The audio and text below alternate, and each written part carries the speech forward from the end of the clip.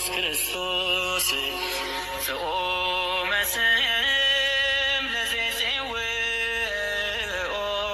ኢየሱስ ክርስቶስ ህብስተ ሕይወት ለዘይበልዖ ኢየሱስ ክርስቶስ ጽዋ መድኃኒት ለዘይሰትዮ ከመ ይባርኩነ ይፈኑ አራው ለጸባኢነ ይጽምዑ ወልተሁ ነሲኦ። በስመ አብ ወወልድ ወመንፈስ ቅዱስ አሐዱ አምላክ አሜን። ቀድሱ ጾመ ወስብኩ ምህላ ወአስተጋብኡ ሊቃውንተ ወኩሎ ዘይነብር ውስተ ምድር ውስተ ቤተ አምላክነ ወጽርሑ ሀበ እግዚአብሔር ህቡረ። በደመ ክርስቶስ የተቀደሳችሁ ከአብራከ መንፈስ ቅዱስ ከማኅፀነ ዮርዳኖስ በጥምቀት ልጅነት ያገኛችሁ በሩቅም በቅርብም በውጭም አገር በውስጥም ያላችሁ ይህ ድምፅ ይህ ቃል የሚሰማችሁ እግዚአብሔር አባታችን እመቤታችን እናታችን መንግሥተ ሰማያት የዘላለም ርስታችን ብላችሁ በሃይማኖት በእምነት ጸንታችሁ ያላችሁ የእግዚአብሔር ልጆች ምእመናን ምእመናት ሰላም እግዚአብሔር በያላችሁበት ይጠብቃችሁ። እንደምን ሰነበታችሁ? እንደምን ከረማችሁ? እግዚአብሔር አባታችን እግዚአብሔር አምላካችን እግዚአብሔር ፈጣሪያችን በአባትነቱ በቸርነቱ በምሕረቱ በይቅርታው ሁላችንንም ጠብቆ ለታላቁ ጾማችን ለነቢያት ጾም ለኅዳር 15 ያደረሰን የአባቶቻችን አምላክ የሁላችን ፈጣሪ ስሙ ይክበር ይመስገን። ሱባኤያችን ጾማችንን አምላክ ይቀበልልን። በሰላም ያስጀመረ በሰላም ያስፈጽመን። ቀድሱ ጾመ ወስብኩ ምህላ ወአስተጋብኡ ሊቃውንተ ወኩሎ ዘይነብር ውስተ ምድር ውስተ ቤተ አምላክነ ወጽርሑ ሀበ እግዚአብሔር ህቡረ። ጾምን ቀድሱ ምህላን አውጁ። ሽማግሌዎችንና በምድር ላይ ያሉትን የሰው ልጆች ሁሉ ወደ አምላካችሁ ወደ እግዚአብሔር ቤት ሰብስቡ። በአንድነት ሆናችሁ ወደ እግዚአብሔር ወደ አምላካችሁ ጩኹ። የእግዚአብሔር ልጆች ምእመናንና ምእመናት እንግዲህ ከሰባቱ አጽዋማት አንዱ የሆነው አባቶች ነቢያት የጾሙት እመቤታችን ድንግል ማርያም የጾመችው ጾመ አዳም ተብሎ የሚጠራው ጾመ ሐዋርያት ተብሎ የሚጠራው በብዙ ስም ለተሰየመው ለታላቁ ጾማችን እንኳን በሰላም በጤና ጠብቆ አደረሰን። ቀድሱ ጾመ ወስብኩ ምህላ። ጾምን ቀድሱ ምህላን አውጁ። ሽማግሌዎቹን በምድር ላይ የሚኖሩትን የሰው ልጆችን ሁሉ ወደ አምላካችሁ ወደ እግዚአብሔር ቤት ሰብስቡ። በአንድነት ሆናችሁ ወደ አምላካችሁ ጩኹ። የእግዚአብሔር ልጆች አሁን የምንጮህበት አሁን የምንሰበሰብበት በህብረት በማህበር ሆነን አምላካችንን ይቅርታ የምንጠይቅበት ወራት ነው። ቃሉን የተናገረው ሰማይንና ምድርን ባህርንና የብስን ፈጥሮ የሚገዛው ሰውና መላእክትን ለምስጋና ሌሎቹን ስነ ፍጥረታት ለአንክሮ ለተዘክሮ የፈጠረው ልዑለ ባህሪ ቅዱሰ ባህሪ ንጹሐ ባህሪ አምላካችን ልዑል እግዚአብሔር ነው። ቃሉ የተነገረው ለጊዜው እግዚአብሔርን እየካዱ ለጣዖት እየሰገዱ በረሃብ በቸነፈር በጦርነት በስደት ይቀጡ ለነበሩ ለእስራኤላውያን ልጆች ነው። ፍጻሜው ደግሞ ለሰው ዘር ሁሉ የተነገረ የእግዚአብሔር የጥሪ ቃል ነው። ጾምን ቀድሱ ምህላን አውጁ። ሽማግሌዎቹን በምድር ላይ የሚኖሩትን የሰው ልጆች ሁሉ ወደ አምላካችሁ ወደ እግዚአብሔር ሰብስቡ። በአንድነት ሆናችሁም ወደ እግዚአብሔር ጩኹ፣ የእግዚአብሔር የቁጣ ቀን ቀርቧልና። በትንቢተ ኢዩኤል ምዕራፍ 1 ቁጥር 14 ላይ የምናገኘው ሕያውና ዘላለማዊ የሆነው የአምላካችን ቃል ነው። ይህን ቃል ዞሮ ያስተማረው ነቢዩ ከ12ቱ ደቂቅ ነቢያት አንዱ የሆነው ነቢዩ ኢዩኤል ነው። ነቢዩ ኢዩኤል ከክርስቶስ ልደት ከ800 ዓመት በፊት የነበረው ነቢይ እግዚአብሔር ባዘዘው እግዚአብሔር ተናገር ባለው መሰረት እየዞረ ይህንን ሲያስተምር ሲመክር ሲገስጽ የነበረው ነቢዩ ኢዩኤል ነው። ነቢዩ ኢዩኤል አባቱ ባቱኤል እናቱ መርሱላ ይባላሉ። ከክርስቶስ ልደት ከ800 ዓመት በፊት ቀደም ብሎ የነበረ ነቢይ ነው። ኢዩኤል ማለት እግዚአብሔር አምላክ ነው፣ እግዚአብሔር ፈጣሪ ነው፣ እግዚአብሔር የሁሉ ገዢ ነው ማለት ነው። የእግዚአብሔር ልጆች ምእመናን፣ ምእመናት ብዙ ወገኖቻችን በነቢያት በሐዋርያት ስም ይጠራሉ። የስማቸውን ትርጉም ብዙ ሰዎች አያውቁትም። ነቢዩ ኢዩኤል፣ ኢዩኤል ማለት እግዚአብሔር አምላክ ነው፣ እግዚአብሔር ፈጣሪ ነው፣ እግዚአብሔር የሁሉ ገዢ ነው ማለት ነው። ጾምን ቀድሱ፣ ምህላን አውጁ፣ ሽማግሌዎቹንና በምድር ላይ የሚኖሩትን ወደ አምላካችሁ ወደ እግዚአብሔር ቤት በአንድነት ሰብስቡ፣ ሁላችሁም ወደ እግዚአብሔር ጩኹ። የእግዚአብሔር ልጆች እንግዲህ ጾም ማለት ከእግዚአብሔር ጋር የምንገናኝበት ማለት ነው። በጾም ጊዜ የምናገኛቸው ብዙ ጥቅሞች አሉ። ጾም ስንጾም ሰውና እግዚአብሔር ይገናኝበታል። ነፍስና ስጋ ይታረቁበታል። ስጋ ሲራብ ነፍስ ትጠግብበታለች። ስጋ ሲደክም ነፍስ የምትጠነክርበት ወቅት ነው። ስጋ ሲከሳም ነፍሳችን ትፋፋበታለች። ኃጢአትና በደላችንም የሚደመሰስበት ነው። ጾምን ቀድሱ፣ ምህላን አውጁ፣ ሁላችሁም የሩቁም የቅርቡም ወደ አምላካችሁ ወደ እግዚአብሔር ቤት ተሰብሰቡ፣ በአንድነት ሆናችሁ ወደ እግዚአብሔር ጩኹ። እንግዲህ ጾም ከእግዚአብሔር ጋር የምንታረቅበት ትልቅ መሰላል ነው። የእግዚአብሔር ልጆች ጾም ማለት መተው፣ መከልከል፣ መታቀብ ማለት ነው። እየሰማችሁ ነው? ከቃሉ ጋር ናችሁ? ልዑል እግዚአብሔር ከሁላችን ጋር ይሁን። ጾም ማለት መተው፣ መከልከል፣ መታቀብ ማለት ነው። ከክፉ ነገር መከልከል፣ ከክፉ ሐሳብ መከልከል። ጾም ማለት ከቂምን መተው፣ በቀልን መተው፣ ጥላቻን መተው፣ ክፋትን መተው፣ ቅናትን፣ ምቀኝነትን፣ ዘረኝነትን፣ ክፉ ሐሳብን መተው ማለት ነው። ጾም ማለት ይሄ ነው። የእግዚአብሔር ልጆች እወህድጉ ከመ ይህድግ ለክሙ። አዎ ቅዱስ አባታችን ዮሐንስ አፈወርቅ በቅዳሴው በእውነት የበደሏችሁን፣ በእውነት ያሳዘኗችሁን፣ በእውነት ክፉ የሰሩባችሁን፣ በእውነት ያስቀየሟችሁን ተዉ፣ እናንተንም የሰማይ አባታችሁ ኃጢአትና በደላችሁን እንዲተውላችሁ እወህድጉ ከመ ይህድግ ለክሙ። ቂምና በቀልን ተዉ፣ ጥላቻና ክፋትን ተዉ፣ እግዚአብሔር የእናንተን ኃጢአትና በደል እንዲተውላችሁ። ጾም ማለት መተው ማለት ነው። ቂምን መተው፣ በቀልን መተው፣ ጥላቻን መተው፣ ክፉ ሐሳብን መተው ማለት ነው። በሁለተኛ ደረጃ ጾም ማለት መከልከል ማለት ነው። ለጊዜው ከእህል ከውሃ ተከልክለን የምንቆይበት ነው። ፍጻሜው ግን ያገኙትን ሁሉ የማንበላበት፣ ያገኘነውን ሁሉ የማንበላበት ወቅት ነው። የእግዚአብሔር ልጆች አዎ የሥጋ ተዋጽኦችን የቅባት ተዋጽኦችን የምንተውበት ጊዜ ነው። መከልከል፣ ከነዚህ መከልከል የምንከለከልበት ጊዜ ነው። እንስሳ እንኳን መርጠው ነው የሚበሉት። ብሉ በተባልን ጊዜ በልተናል። አሁን ጾሙ በተባልን ጊዜ መጾም መቻል አለብን። ጾም የእግዚአብሔር ሕግ ነው። ይህን ብሉ፣ ይህን አትብሉ፣ በዚህ ሰዓት ብሉ፣ በዚህ ጊዜ አትብሉ ብሎ ለአባቶቻችን ለመጀመሪያው ሰው ለአዳምና ለሔዋን ትእዛዝ የሰጠ ራሱ አምላካችን እግዚአብሔር ነው። ጾም ማለት መከልከል፣ ያገኙትን ሁሉ ከመዋጥ መከልከል ማለት ነው። ሦስተኛው ጾም ማለት መታቀብ ማለት ነው። ክፉ ከመናገር አንደበታችንም መከልከል መታቀብ ማለት ነው።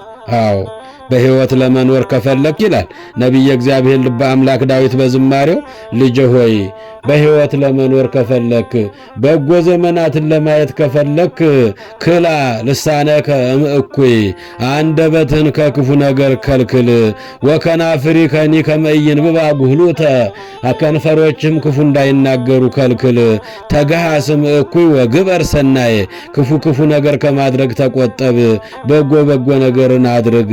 የእግዚአብሔር ልጆች ምእመናንና ምእመናት እስሳ ለሰላም ወዴግና መልካምን ነገር ተከተላት፣ እሷን ብቻ ሻት።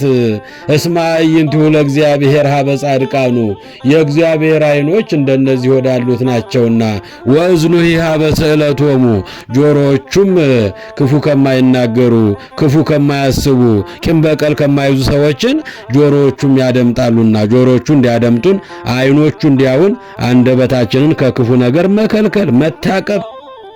አዎ ክፉ ከመናገር፣ ከዝሙት መታቀብ፣ ከመጠጥ ቤት፣ ከጭፈራ ቤት፣ ከዘፈን ቤት መታቀብ ማለት ነው። ይህን ሁሉ እያደረግን ካልጾምነ ጾሙ አልገባም ማለት ነው። የእግዚአብሔር ልጆች ምእመናን እንግዲህ በጾም ጊዜ መታቀብ፣ መከልከል፣ መተው እነዚህን አብረን ልናደርጋቸው ይገባል። ጾምን በፍትሐ ነገሥት አንቀጽ 15 ላይ 3 ነገሮችን እናገኝበታለን። ስንጾም መላእክትን እንመስልበታለን። መላእክትን የሚያስመስለን ነው። የእግዚአብሔር ልጆች ምእመናን ስንጾም ቅዱሳን መላእክት ይቀርቡናል፣ ቅዱሳን የሰማይ መላእክትን ያስመስለናል ይላል ፍትሐ ነገሥቱ። አዎ አባታችን ዮሐንስ ሐጺር የሚባል በመጾሙ በመጸለዩ ከክፉ ነገር በመቆጠቡ በመታቀቡ ሲገፉት፣ ሲሰድቡት፣ ሲያንጓጥጡት የተለያየ ፈተና ሲያመጡበት አንደበቱ ለጸሎትና ለምስጋና ብቻ የሚከፈተው ቅዱስ አባታችን ዮሐንስ ሐጺር በንጽሕናው፣ በቅድስናው፣ በበጎነቱ፣ በመልካምነቱ ቅዱሳን የሰማይ መላእክት ክንፋቸውን ዘርግተው ይጋርዱት ነበር ይላል በዜና አበው ላይ። እየሰማችሁ ነው?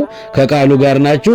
መላእክትን ያስመስላል። ስንጾም መላእክት ይቀርቡናል፣ መላእክት ያድሩብናል፣ መላእክት ይጋርዱናል። አዎ የመጀመሪያው አባታችን ዮሐንስ ሐጺር በመጾሙ በመጸለዩ ቅዱሳን የሰማይ መላእክት ክንፋቸውን ዘርግተው እኔ ልጋርደው እያሉ ይሻሙበት ነበረ። ክብርና ምስጋና ለአምላካችን ይሁን። ሁለተኛ በምንጾም ጊዜ የተራቡትን ሰዎች ማሰብ አለብን።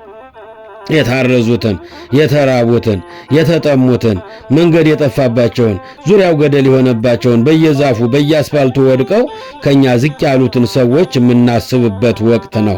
ስንራብ የተራቡትን እንድናስብ ነው። ስንጠማ የተጠሙትን እንድናስብ ነው። ስናዝን ያዘኑትን እንድናስታውስ ነው። ዘፈተነ ሐዘነ የአምር ሐዘነ። ሐዘንን ስናየው፣ ረሃብን ስናየው፣ መጠማትን ስናይ ከኛ ዝቅ ብለው የተራቡትን በየጊዜው ምግብ የማያገኙትን በቀን አንድ ጊዜ እንኳን የማይበሉትን የምናስብበት ጊዜ ነው። የእግዚአብሔር ልጆች ምእመናን ዮሐንስ አፈወርቅ እንዲህ ይለናል። ዮሐንስ አፈወርቅ እግዚአብሔርን ለማግኘት ከእግዚአብሔር ጋር ለመገናኘት ከፈለጋችሁ በረሃ ድረስ አትሂዱ፣ ተራራ ለተራራ አትንከራተቱ፣ ሩቅ አገር ብዙ ኪሎ ሜትርን አትጓዙ።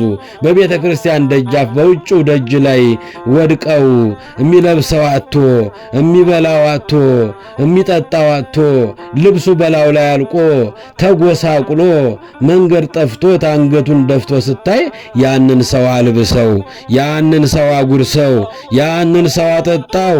በዚያ ላይ እግዚአብሔርን ታየዋለህ፣ በዚያ ላይ እግዚአብሔርን ታገኘዋለህ ይላል። የእግዚአብሔር ልጆች ምእመናን ሰው የእግዚአብሔር ምሳሌ ነው። ሰው አካል እግዚአብሔር ነው።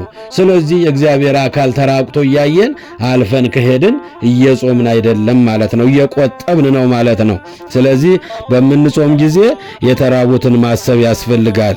በሶስተኛ ደረጃ ሰውነታችንን ሁሉ ለእግዚአብሔር ማስገዛት አለብን። በምንጾም ጊዜ ሕዋሳቶቻችን ዓይናችንን ማጾም አለብን ክፉ ከማየት፣ ጆሮአችንን ማጾም አለብን ክፉ ከመስማት። ፖለቲካውን፣ ይሄን ወሬውን፣ ዘፈኑን፣ ይሄን ዳንኪራውን ከመስማት ጆሮአችን ሊጾም ይገባል።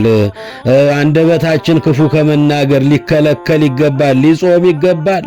ልባችን ከቂም፣ ከበቀል፣ ከጥላቻ፣ ከክፉ ምኞት ሊጾም ይገባል። እግራችንም ወደማይገባ ቦታ ከመሄድ ሊጾም ይገባል። እንዲህ ከሆነ ጾማችን ጾም ሆኖ ቅድመ እግዚአብሔር ይደርስልናል ማለት ነው። የእግዚአብሔር ልጆች ምእመናን የተራቡትን እያሰብነ፣ የተጠሙትን እያሰብነ፣ የታረዙትን እያሰብነ የምንጾም ከሆነ ጾማችን ጾም ሆኖ ቅድመ እግዚአብሔር ይደርስልናል። ጾምን ቀድሱ ያለን ለዚህ ነው። ነቢዩ ኢዩኤል ጾምን ቀድሱ፣ ምህላን አውጁ፣ ሽማግሌዎች፣ ወጣቶች፣ በምድር የሚኖሩ ሁሉ ወደ አምላካችሁ ወደ እግዚአብሔር ቤት ተሰብሰቡ፣ በአንድነት ሆናችሁ ወደ እግዚአብሔር ጩኹ። አዎ መዓቱ በምህረት የሚመለሰው፣ ቁጣው በትዕግስት የሚመለሰው፣ የመከራው ቀን የሚያጥረው በጾም በጸሎት በማህበር ሆነን ሁላችን በአንድ ልብ ስንጸልይ ነው። ልባችንን ከጥላቻ ከቂም ከበቀል ንጹሕ አድርገን ስንጾም እግዚአብሔር መሐሪ ነውና ይምረናል። መሐሪ እግዚአብሔር ወመስተሳይል ርሁቀ መዓት ወብዙኃ ምህረት። እግዚአብሔር መሐሪና ይቅር ባይ ነው፣ መዓቱም የራቀ ምህረቱም የበዛ ነውና በምህረቱ እኛንም ይመለከተናል። ጾምን ቀድሱ ማለት ይሄ ነው። ሰውነታችንን ከኃጢአት ከበደል ንጹሕ አድርገን ንጹሕ ሆነን እግዚአብሔርን በጾምና በጸሎት ልንጠይቀው ይገባል። እንግዲህ ይሄ ጾም በብዙ ነቢያት የነቢያት ጾም ተብሎ ይጠራል። አባቶች ነቢያት ጾመውታል። ቅዱስ አባታችን ሊቀ ነቢያት ሙሴም ጾሞታል። በኦሪት ዘጸአት ምዕራፍ 34 ቁጥር 27 ላይ ሙሴ 40 ቀን 40 ሌሊት ጾሞ ጽላተ ኪዳኑን ተቀብሏል። ከእግዚአብሔር ጽላተ ኪዳንን ታቦተ ጽዮንን የተቀበለው 40 ቀን 40 ሌሊት ጾሞ ነው። ዘጸአት 34 ቁጥር 27 ላይ ኤልያስም ወደ ብሔረ ሕያዋን ያረገው 40 ቀን 40 ሌሊት ጾሞ ነው። ኦሪት ዘጸአት ምዕራፍ 19 ላይ የእግዚአብሔር ልጆች ምእመናን እስመ በጾም ወበጸሎት ኤልያስ አርገ ውስተ ሰማያት ኤልያስ 40 ቀን 40 ሌሊት ጾሞ ጸልዮ ባህረ እሳትን ተሻግሮ በብርሃን ሰረገላ ወደ ብሔረ ሕያዋን አረገ ይላል። አባታችን ዕዝራ ሱቱኤልም 40 ቀን 40 ሌሊት ጾሞ ጸልዮ የጠፉትን የተቃጠሉትን 46ቱን የብሉይ ኪዳን መጽሐፍ መልሶ ለመጻፍ የቻለው ምስጢር የተገለጠለት በመጾሙ በመጸለዩ ነው። ጾመ ነቢያት የምንለው ከዚህ ተነስተን ነው። ሌሎቹም ብዙዎች ነቢያት ይህን ጾም ጾመውታል። ይወርዳል፣ ይወለዳል፣ ዓለምን ያድናል እያሉ በመናገራቸው ብዙ ዋጋ ከፍለዋል። እነ ነቢይ እግዚአብሔር ኢሳይያስ ድንግል በድንግልና ጸንሳ በድንግልና ወንድ ልጅን ትወልዳለች ስሙንም አማኑኤል ብላ ትጠራዋለች እያሉ በትንቢት መነጽር አምላክ ሲወርድ ሲወለድ እያዩ ይህን በመናገራቸው በነ ምናሴ በመጋዝ ካናታቸው እስከ እግራቸው ተሰንጥቀዋል። የእግዚአብሔር ልጆች በመጋዝ ሰንጥቀው ገለውታል። እንደ ሽንኩርት ተከትፈዋል። እንደ ድንች ተልጠዋል። እንደ ጎመን ተቀርድደዋል። በአዘቅተ ኩስ እነ ኤርምያስ በቆሻሻ ገንዳ ውስጥ በቆሻሻ ጉድጓድ ውስጥ ተጥለዋል። ሌሎቹም በአንበሳ አፍ እንዲበሉ አንበሶች ጉድጓድ ተጥለዋል። ነቢያት ዋጋ ከፍለዋል። እግዚአብሔር ሰው ይሆናል፣ ከሰማየ ሰማያት ይወርዳል፣ ከድንግል ማርያም ይወለዳል እያሉ ነቢያት በየዘመናቸው የለመኑት ልመና፣ የጸለዩት ጸሎት፣ የጾሙት ጾም ስለሆነ ምን ተብሎ ይጠራል? ጾመ ነቢያት ተብሎ ይጠራል። በሁለተኛ ጾመ ማርያም ተብሎ ይጠራል። እመቤታችንን ታላቁ መልአክ ቅዱስ ገብርኤል ከሰማይ ክንፉን እያማታ ወርዶ በቤተ መቅደስ ሳለች ተፈሥሒ ፍሥሕት ኦ ምልዕተ ጸጋ ምልዕተ ጸጋ ምልዕተ ክብር ጸጋን የተሞላሽ ሆይ የደስታ መፍሰሻ ሆይ ደስ ይበልሽ እግዚአብሔር ከአንቺ ጋር ነውና እነሆ ትጸንሻለሽ ወንድ ልጅንም ትወልጃለሽ ስሙንም ኢየሱስ ብለሽ ትጠሪዋለሽ ብሎ በሚነግራት ጊዜ እንዴት ይሆንልኛል አለች እመቤታችን የአምላክ እናት። መንፈስ ቅዱስ ይመጽእ ላዕሌኪ ወኃይለ ልዑል ይጼልለኪ።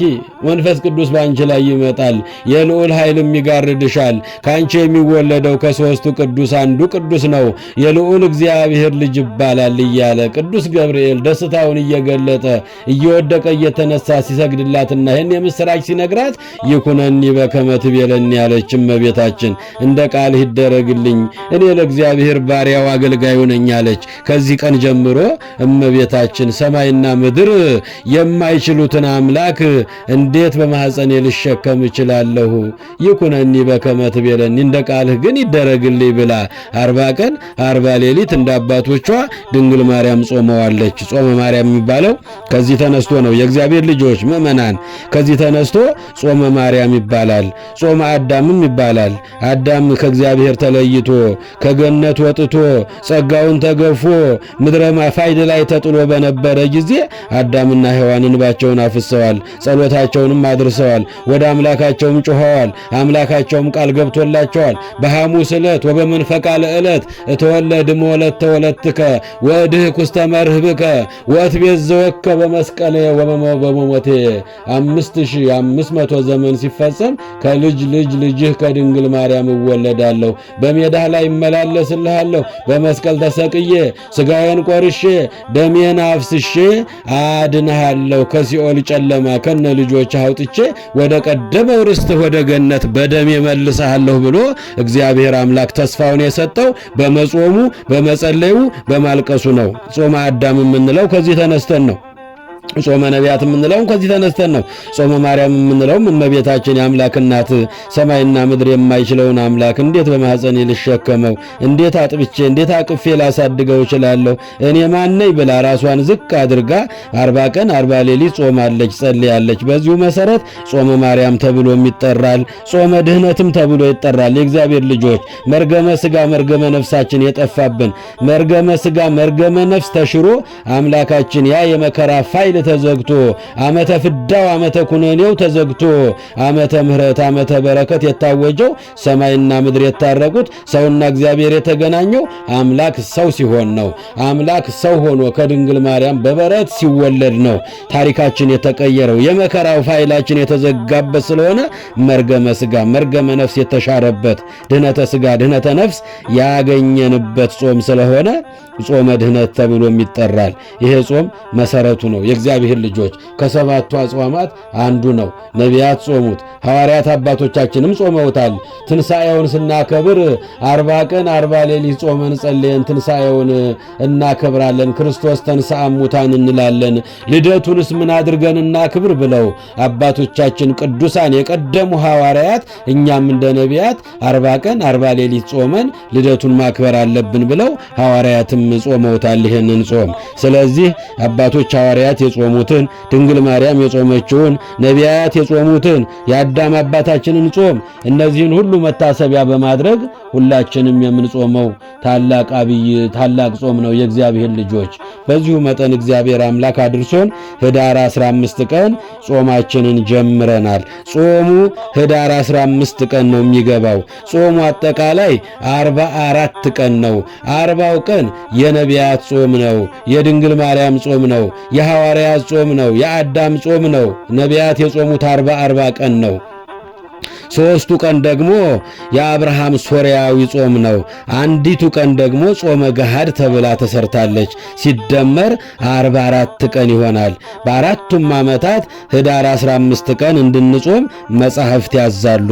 የመጀመሪያው የቤተ ክርስቲያናችን የ365 ቀን ስንክሳር ተብሎ የተጻፈው ታላቁ መጽሐፋችን ህዳር 15 ቀን ስናነብ በዚህች ቀን የልደት ጾም ህዳር 15 ቀን በዚህች ቀን የልደት ጾም መጀመሪያ ቀን ነው ብለው አባቶቻችን ሰርተውልናል ሥርዓቱን። ህዳር 15 ቀን ጾሙ እንደሚገባ በታላቁ የስንክሳር መጽሐፍ ህዳር 15 ቀን በሚነበበው ላይ ማየት ይቻላል። የእግዚአብሔር ልጆች አዎ በዚህች ቀን የልደት ጾም ህዳር 15 ቀን በዚህ ቀን ጾመ ገና ጾመ ልደት የመጀመሪያው ቀን ነው ብለው አባቶቻችን ጽፈውልናል። ፍትሐ ነገሥቱም እንደዛው ነው የሚለው። የህዳር አጋማሽ ማለት የህዳር እኩሌታ ማለት ህዳር 15 ቀን ማለት ነው።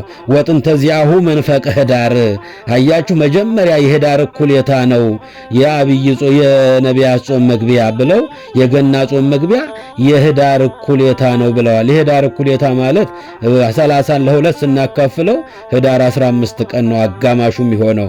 ህዳር 15 ቀን የጾሙ መጀመሪያ ነው። ስንክሳሩም ፍትሐ ነገሥቱም የሚነግረን ይሄንን እውነት ነው። ይሄን እውነት መሸፈን አይገባም። ሶስተኛው ማስረጃችን በ1980 ዓመተ ምህረት የነበረው ቅዱስ ሲኖዶስ በቅዱስ ፓትርያርክ በአቡነ ተክለ ሃይማኖት ዘመን እንዲሁ ክርክሩ ነበረ። 15 ይግባ 16 ይግባ እያሉ ከዛ በፊት የነበሩ አባቶች እንዲሁ በክርክር የቆየ ጉዳይ ነበረ። በዚያን ጊዜ ቅዱስ ሲኖዶስ ምልአተ ጉባኤ በቅዱስ ፓትርያርክ በአቡነ ማቴዎስ በአቡነ ተክለ ሃይማኖት በ1980 የዛሬ 39 ዓመት ማለት ነው በቅዱስ ሲኖዶስ ተሰብስበው ምልአተ ጉባኤ ሰርተው ጾሙ ሁልጊዜም በአራቱም ዓመት ህዳር 15 ቀን ጾሙ እንዲጀመር ተወስኗል። አባቶቻችን የሚነግሩንን መስማት ነው። መጽሐፍት ያሉንን መፈጸም ነው። አንዳንድ ጊዜ 16 አንዳንድ ጊዜ 15 ማለት የለብንም። ለጾም ብናደላም ኃጢአት አይሆንብንም። የእግዚአብሔር ልጆች ሁልጊዜ በ15 ጾሙ ይገባል። ሲደመር 40 ቀን ይሆናል። ከዚያ በኋላ 3ቷ ቀን የአባታችን የአብርሃም ሶርያዊ ጾም ናት። አብርሃም ሶርያዊ ማን ነው ካላችሁኝ፣ ስለሱ ትንሽ ነገር እንበል። የእግዚአብሔር ልጆች አብርሃም አባታችን በግብፅ ምድር የሚኖር አንድ የእግዚአብሔር ሰው ነበረ።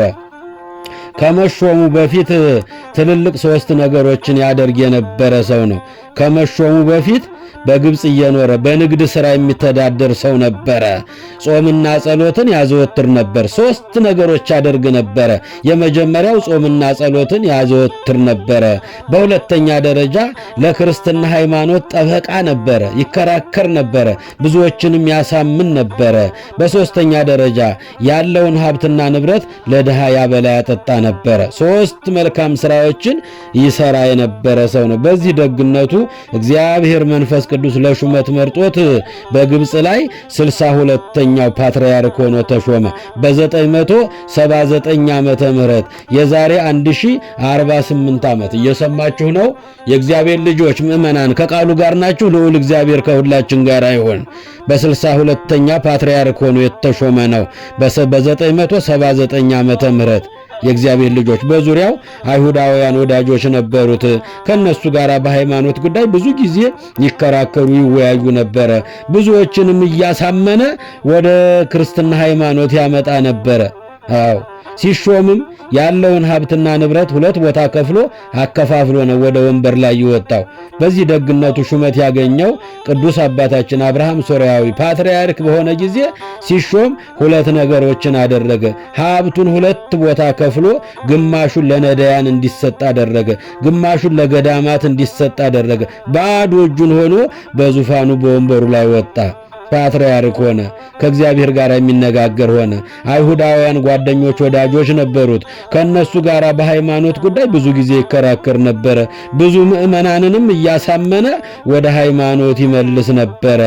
አያችሁ የእግዚአብሔር ልጆች፣ አዎ ብዙ አይሁዳውያን ጓደኞች ነበሩት። በዚህ ምክንያት እየተከራከሩ እስከ ሀገሪቱ ንጉሥ እስከ ከሊፋው ድረስ ብዙ ጊዜ ይቀርቡ ነበረ። እሱም እየረታ ይመልሳቸው ነበረ።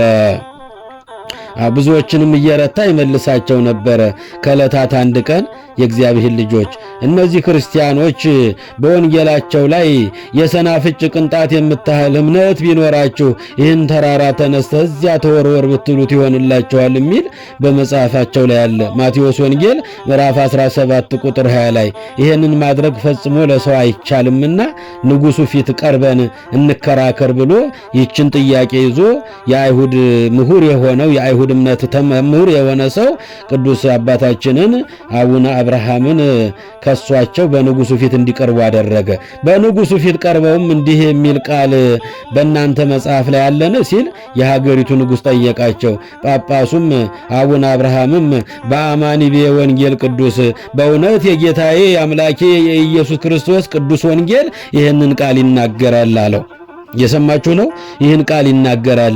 የሰናፍጭ ቅንጣት የምታህል ሃይማኖት ቢኖራችሁ ተራራውን ተነስተህ ከዚያ ተተከል ብትሉት ይሆንላችኋል፣ አንዳች የሚሳናችሁ ነገር የለም ብሎ አምላኬ ፈጣሪ በቅዱስ ወንጌሉ ተናግሯል። በአማኒ ወንጌል ቅዱስ በእውነት የእግዚአብሔር ቃል ይላል አለው። ንጉሡም በል እንግዲህ የሙካተምን ተራራ አንስተህ ማሳየት ይጠበቅብሃል አለው። የእግዚአብሔር ልጆች ትልቅ ፈተና፣ ለክርስቲያኖች ትልቅ ፈተና ነው። ለሰው የማይቻል ለእግዚአብሔር ይቻለዋል። በእኔ ካመናችሁ አንዳች የሚሳናችሁ ነገር የለም ብሏል አምላካችን። እመኑ እንጂ አትፍሩ ብሏል። ኩሉ ይትከሃል ለዘያምን በየ ብሏል። ለሚያምን ሁሉ ይደረግለታልም ብሏል። አባታችን አቡነ አብርሃም በለበሰው ሥጋ ግን ፈራ፣ ደነገጠ። ያን ጊዜ ለሕዝቡ ሁሉ ለምእመናን ሁሉ መልእክቱ እንዲደርስ አደረገ። ሁላችሁም በጸሎት አስቡኝ፣ ማቅ ልበሱ፣ ጸሎት አድርሱ፣ እኔም ሱባኤ ልገባ ነው ብሎ ወደ እመቤታችን ቤተክርስቲያን ገብቶ በስዕሏ ፊት ተደፍቶ ማልቀስ ጀመረ። የሀገሪቱ ከሊፋ የሀገሪቱ ንጉሥ 4 አማራጭ ሰጥቻለሁ አለው። የመጀመሪያው በታዘዝከው በቃሉ መሰረት እንደ መጽሐፋችሁ ተራራውን አንስተ ማሳየት ይጠበቅብሃል። ይሄ ካልሆነ ሁለተኛው፣ ይሄ ካልሆነ የሌላውን እምነት መቀበል ይኖርብሃል። በሰላም ለመኖር ከሕዝብ ጋር ሌላውን እምነት መቀበል ይኖርብሃል አለው። በሶስተኛ ደረጃ ግብፅን ለቃችሁ መሰደድ ይኖርባችኋል። አራተኛ ይሄ ካልሆነ ሰይፍ፣ ቅጣት ይጠብቃችኋል። እስራት፣ ግርፋት፣ ስደት ይጠብቃችኋል። ከዚህ ሁሉ ለመዳን ተራራውን ማንሳት የመጀመሪያው ዕድላችሁ ይሆናል አለው። 4 አማራጭ ተሰጠው። አባታችን አቡነ አብርሃምም በስዕለ ማርያም ፊት ተደፍቶ እንባውን ፈሰሰ። እመቤታችን እንድታማልጅኝ ከልጅሽ አስታርቂኝ፣ እንዲህ አይነት የማልችለው ከኔ አቅም በላይ የሆነ ጥያቄ ተነስቶብኛልና እመቤት የጸሎቴን ወደ ልጅሽ አድርሽ ብሎ በድንግል ማርያም ስዕል ፊት ተደፍቶ ጾመ፣ ጸለየ፣ አለቀሰ። ለ3 ቀን ዕድሜ ስጠይ ብሎት ነበረ። በ3ኛው ቀን እመቤታችን በስዕሏ ላይ አነጋገረችው። ክብርና ምስጋና ለድንግል ማርያም ይሁን። በስዕሏ ላይ ሆና እመቤታችን ፓትርያርክ አባ አብርሃም ሶርያዊን አነጋገረችው። አብርሃም ጸሎትህን ሰምቼልሃለሁ፣ ከልጅም ጋር አገናኝቼልሃለሁ። አሁን ይህን ያልከውን ነገር አንተ አይደለህም የምታደርገው። በዚህ በከተማ ውስጥ ሰዎች የማያውቁት እኔና ልጅ የምናውቀው በሰው ዘንድ የተናቀ በእኔ ዘንድ የከበረ አንድ ጫማ ሰፊ ስምዖን የሚባል አንድ አይና ሰው አለ። እሱ ይህን ታሪክ ይሰራልሃል፣ ይህን ተራራ የሚያነሳልህ እሱ ነውና ወደ እሱ መሄድ አለብህ ብላ ቦታውን፣ ስፍራውን ማለት ያለበትን መንገር ያለበትን ሁሉ መልእክት አነጋግራ እመቤታችን አባ አብርሃምን ይህን ነገረችው። የእግዚአብሔር ልጆች ምእመናንና ምእመናት እንግዲህ አባ ዮሐንስ ሰፋ ያሳን ጫማ የሚሰፋው በእግዚአብሔር ፈጽሞ የሚያምን በጎ ስራውን ሰው እንዳያውቅበት ተደብቆ በጎ ስራዎችን የሚሰራ ነበረ። 4 ነገሮችን የሚሰራ ነበረ።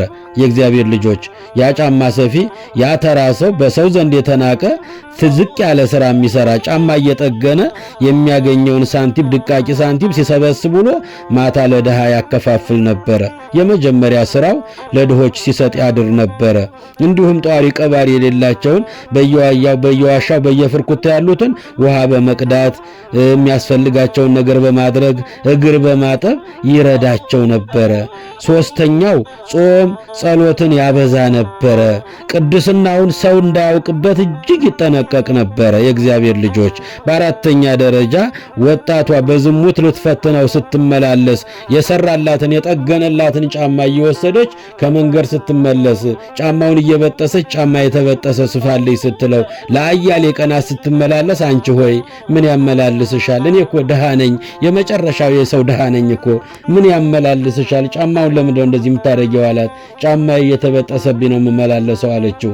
የለም ጫማውን አሁን በደንብ ሰርቼልሻለሁ፣ ለምን ተመልሰሽ መጣሽ? እውነቱን ንገሪኝ አላት።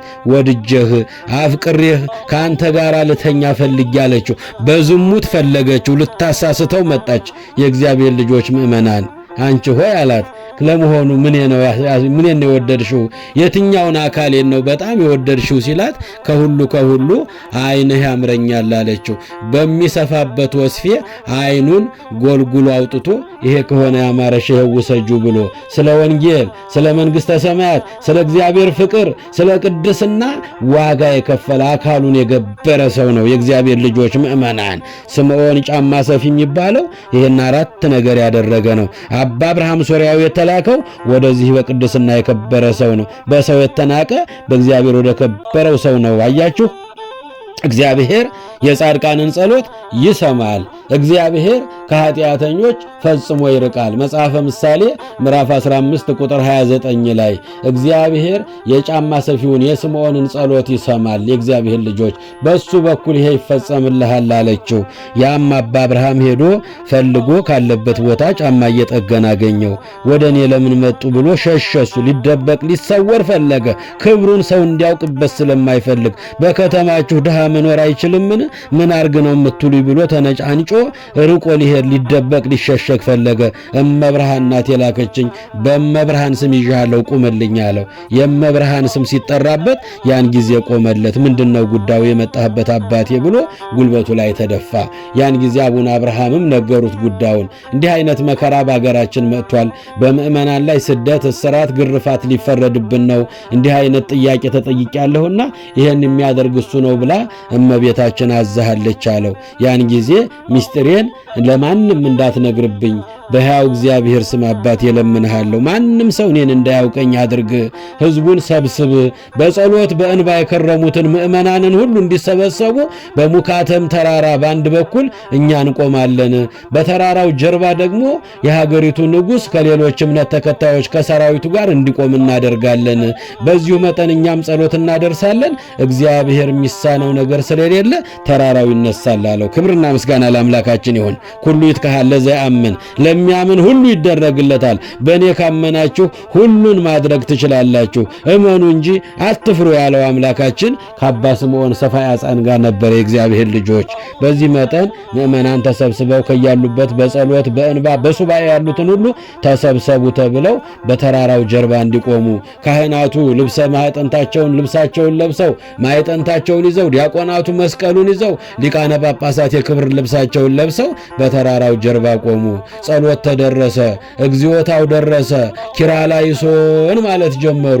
ንጉሡ የሀገሪቱ መሪ በተራራው ጀርባ ከሰራዊቱና ከሌሎች እምነት ከከሳሾቻቸው ጋር አብሮ እንዲቆም ተደረገ።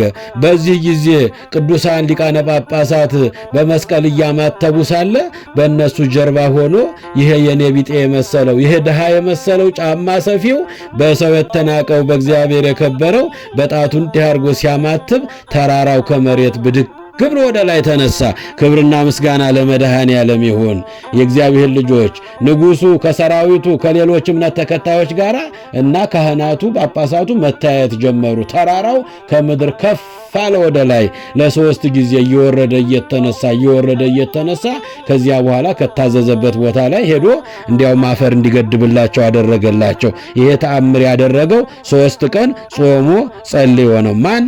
አብርሃም ሶርያዊ። በዚህ መጠን አባቶቻችን ክብር ይግባቸውና ከነቢያት ጾም ጋር 3ቷ ቀን ታስባ እንድትጾም አድርገውልናል።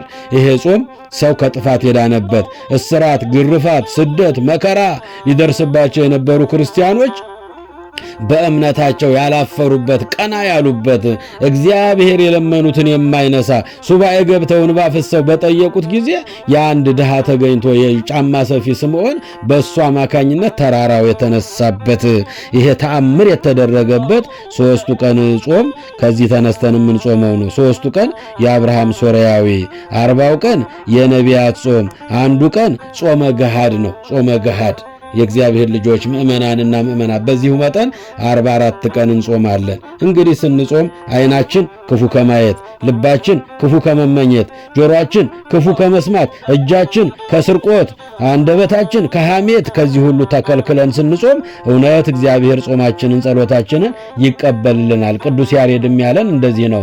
ንጹም ጾመ ወናፍቅር ቢጸነ ወንትፋቀር በበይናቲነ እስመ ከማሁ አዘዘነ።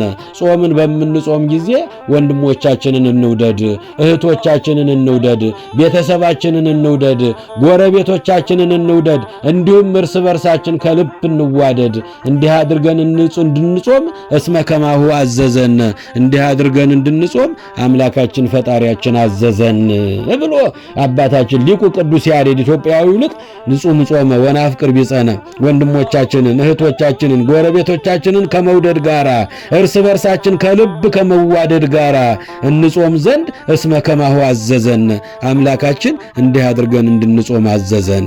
የመጀመሪያው የጾሙ መግቢያችን ምንድነው ያልኳችሁ? ጾም ማለት መተው ክፉ ነገርን፣ ቅናትን፣ ምቀኝነትን፣ የእግዚአብሔር ልጆች ቂምን፣ በቀልን፣ ጥላቻን፣ ክፋትን እነዚህን ሁሉ መተው ነው። ትተናል። የእግዚአብሔር ልጆች ከበደሉን ጋር ታርቀናል። የበደልናቸውን ይቅርታ ጠይቀናል። እንዲሆነን ካልጾምነ ጾምን አይባልም። ጾሙ ሙሉ አይሆንም። አያችሁ? አዎ ልባችንን ከቂም ከበቀል ከጥላቻ ከሐሜት ከክፋት ከተንኮል ከዘረኝነት ከክፉ ሥራ መተው መራቅ መቻል አለብን። እነዚህን ትተን ስንጸልይ ጸሎታችን ይሰማልናል፣ ልመናችን ቅድመ እግዚአብሔር ይደርስልናልና በዚሁ መጠን እንድንጾም ነው። ጾምን ቀድሱ ጾመ ወስብኩ ምህላ ጾምን ቀድሱ ምህላን አውጁ። ሽማግሌዎችን በምድር ላይ የሚኖሩት የሰው ልጆችን ሁሉ ወደ አምላካችሁ ወደ እግዚአብሔር ቤት ሰብስቡ። የምንሰበሰብበት ጊዜ ነው።